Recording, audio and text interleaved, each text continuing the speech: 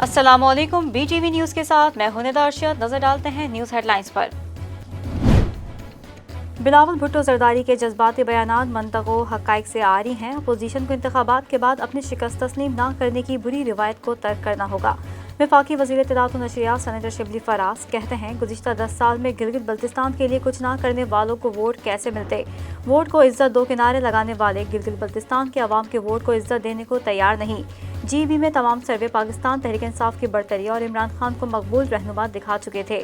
شبلی فراز کا ٹویٹ، کہا بلاول کے جذباتی بیانات منطق و حقائق سے عاری ہیں۔ اپوزیشن کو انتخابات کے بعد اپنی شکست تسلیم نہ کرنے کی بری روایت کو ترک کرنا ہوگا۔ ایسا رویہ جمہوری اقتدار کے منافی ہے۔ جمہوریت کا لیکچر دینے والے جمہوری طرز عمل اپنائیں۔ شکست تسلیم کرنے کے لیے بھی ظرف کی ضرورت ہوتی ہے۔ اپوزیشن اب حوصلہ کرے اور ووٹ کو عزت دے۔ معاون خصوصی برائے وزیر اعلیٰ پنجاب ڈاکٹر فردوس عاشق اعوان کہتی ہیں، بدترین شکست کے بعد اپوزیشن مانے نہ مانے، عوام نے فیصلہ عمران خان کے حق میں سنا دیا۔ مسترد شدہ راجکماری اور بلاول تاریخی شکست پر ماتم کنا ہیں۔ کوئی ان کو سمجھائے کہ صرف وہی الیکشن شفاف نہیں ہوتا جس میں آپ جیتیں۔ فردوس عاشق اعوان کا ٹویٹ، کہا اب حوصلہ کرو اور ووٹ کو عزت دو۔ وزیر اعظم عمران خان نے پاکستان میں الیکٹرانک ووٹنگ سسٹم لانے کا اعلان کرتے ہوئے انتخابی اصلاحات کے لیے اپوزیشن کو بھی دعوت دے دی۔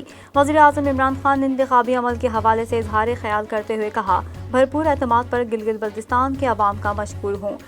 گلگت بلتستان کے عوام سے کیا وعدہ پورا کریں گے۔ یقین دلاتا ہوں، گلگت بلتستان کو صوبہ بنانے کا وعدہ پورا کریں گے۔ سرد موسم میں ووٹرز باہر نکلے، خراج تحسین پیش کرتا ہوں۔ گلگت بلتستان میں پاکستان تحریک انصاف کی کامیابی پر وزیر اعظم عمران خان نے GB کے عوام کا شکریہ ادا کرتے ہوئے کہا، چاہتا ہوں ایسا ماحول ہو کہ جو الیکشن ہارے وہ تسلیم بھی کرے۔ وزیر اعظم عمران خان کا کہنا ہے کہ الیکٹرانک ووٹنگ پر الیکشن کمیشن سے بات چیت ہو رہی ہے۔ ماڈرن ٹیکنالوجی سے پاکستان میں سب سے بہترین الیکشن کا سسٹم آئے گا۔ تارکین وطن کے لیے بھی ووٹ ڈالنے کا سسٹم لا رہے ہیں۔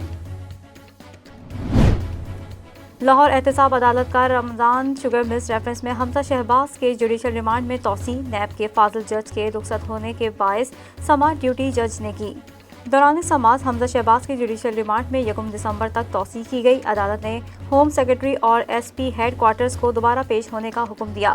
جوڈیشل ریمانڈز میں توسیع کے بعد جیل حکام حمزہ شہباز کو لے کر واپس روانہ ہو گئے۔ پاکستان میں تعینات نئے چینی سفیر نونگ رونگ کی نیول ہیڈ کوارٹرز میں امیر البحر ایڈمرل محمد امجد خان نیازی سے ملاقات کے دوران باہمی دلچسپی کے امور اور خطے کی سیکیورٹی صورتحال پر تبادلہ خیال کیا گیا۔ ترجمان پاک بحریہ سربراہ پاک بحریہ کا چینی سفیر کو پاکستان میں نئی ذمہ داریاں سنبھالنے پر مبارکباد اور نیک خواہشات کا اظہار۔ چین کے سفیر نے خطے میں بحری سیکیورٹی کے استحکام کے لیے پاک بحریہ کی کاوشوں کو سراہا۔ ملاقات میں دونوں دوست ممالک بالخصوص بحری افواج کے مابین خوشگوار تعلقات کو مزید فروغ دینے کے عزم کا بھی اعادہ کیا۔ کورونا کی دوسری لہر نے ملک بھر میں خطرناک صورتحال اختیار کر لی۔ ایک دن میں 33 اموات ریکارڈ کی گئیں، جبکہ 2050 نئے کیسز سامنے آئے۔ پاکستان میں کورونا وائرس کی شدت بڑھ رہی ہے اور کیسز میں اضافے کے ساتھ اموات میں بھی اضافہ ہو رہا ہے۔ National command and operation centre کے تازہ ترین اعداد و شمار کے مطابق ملک میں 24 گھنٹے میں کورونا وائرس سے 33 افراد جاں بحق ہوئے، جس کے بعد کورونا سے جاں بحق افراد کی تعداد 7193 ہو گئی۔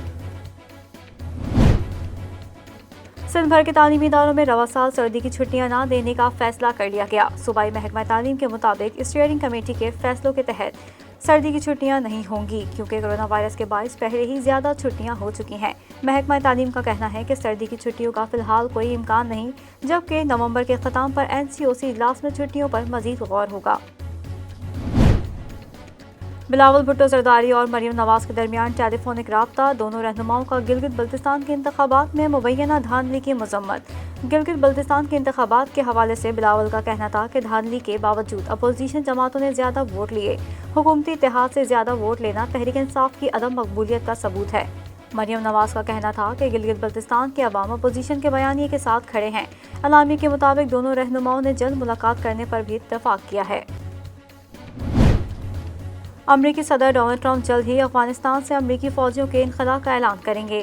امریکی میڈیا کے مطابق جنوری کے وسط تک افغانستان میں موجود 5000 امریکی فوجیوں کی تعداد کم کر کے 2500 کر دی جائے گی۔ عراق سے 500 امریکی فوجیوں کے انخلاء کے بعد موجودہ فوجیوں کی تعداد 2500 رہ جائے گی۔ انخلاء کا منصوبہ جو بائیڈن کے صدر کا حلف اٹھانے سے کچھ دن قبل ہونے کی توقع ہے۔ میڈیا رپورٹ کے مطابق صدر ٹرمپ کرسمس تک تمام فوجیوں کو وطن واپس لانا چاہتے ہیں۔ سعودی عرب بے بنیاد الزامات لگا کر نفرتیں پھیلانے سے باز رہے، ایرانی وزارت خارجہ کا سعودی فرما رواں کی جانب سے دیے گئے بیان پر رد عمل۔ کہتے ہیں سعودی فرما رواں کے الزامات بے بنیاد ہیں۔ ایرانی وزارت خارجہ کی جانب سے یہ بیان سعودی فرما رواں کے اس مطالبے کے چند روز بعد سامنے آیا، جس میں شاہ سلمان بن عبدالعزیز نے عالمی برادری پر زور دیا تھا کہ ایران کی جوہری اور بیلسٹک میزائل پروگراموں پر اس کے خلاف سخت ایکشن لیا جائے۔ ایرانی وزارت خارجہ کے ترجمان نے آن لائن پریس کانفرنس کرتے ہوئے کہا کہ سعودی حکمرانوں کے اس طرح کے بیانات انتہائی غیر معمولی ہیں، لیکن ہمیں یقین ہے کہ ایران کا پیغام واضح ہو چکا ہے۔ ترجمان کا کہنا تھا کہ سعودی حکومت یہ جان لے کہ امن یمن کے لوگوں کو قتل کرنے سے حاصل نہیں کیا جا سکتا اور خطے کو پروپیگنڈے کے ذریعے بھی نہیں چلایا جا سکتا۔ دنیا کے آلودہ ترین شہروں کی فہرست میں کراچی آج بھی سر فہرست رہا۔ ایئر کوالٹی انڈیکس کے مطابق کراچی میں آلودہ ذرات کی مقدار 184 پارٹیکولیٹ میٹرز ریکارڈ کی گئی۔ کراچی میں سائبیرین ہواؤں کا راج ہے، جس کے باعث موسم سرد ہو گیا۔ کراچی میں کم سے کم درجہ حرارت 18 ڈگری ریکارڈ کیا گیا۔ آلودہ ترین شہروں میں اس وقت کابل کا پہلا اور ریاض کا دوسرا نمبر ہے۔ انٹر بینک میں ڈالر کی قیمت میں کاروباری ہفتے کے دوسرے روز اضافہ ریکارڈ کیا گیا۔ اسٹیٹ بینک آف پاکستان کی جانب سے جاری کردہ اعداد و شمار کے مطابق انٹر بینک میں ڈالر کی قدر میں 14 پیسے کا اضافہ ہوا ہے۔ فاریکس ڈیلرز کے مطابق انٹر بینک میں ڈالر 158.17 سے بڑھ کر 158.31 روپے پر بند ہوا۔ بلوچستان کے بیشتر اضلاع میں موسم خشک، جبکہ شمالی حصے میں سرد اور خشک رہنے کی توقع ہے۔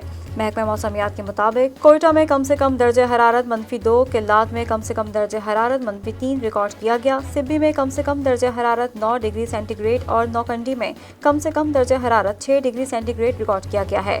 صوبے کے ساحلی علاقے گوادر میں درجہ حرارت 19 ڈگری سینٹی گریڈ ریکارڈ ہوا۔